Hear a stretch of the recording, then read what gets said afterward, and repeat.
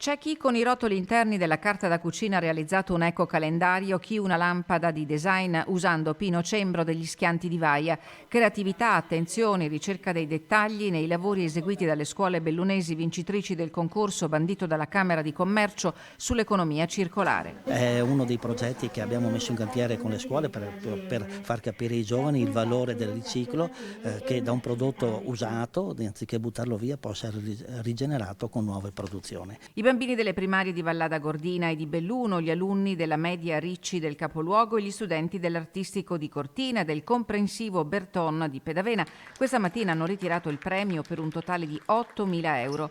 La terra non ha risorse infinite, bisogna iniziare da piccoli ad alimentare la sensibilità sul riciclo e l'economia circolare, ha detto il presidente Mario Pozza. Un riscontro molto positivo, innanzitutto perché sviluppiamo la creatività. Sappiamo che il nostro paese, il Made in Italy, è uno dei valori aggiunti e soprattutto quello che ci invidiano, e quindi far sviluppare i giovani in questo senso è positivo.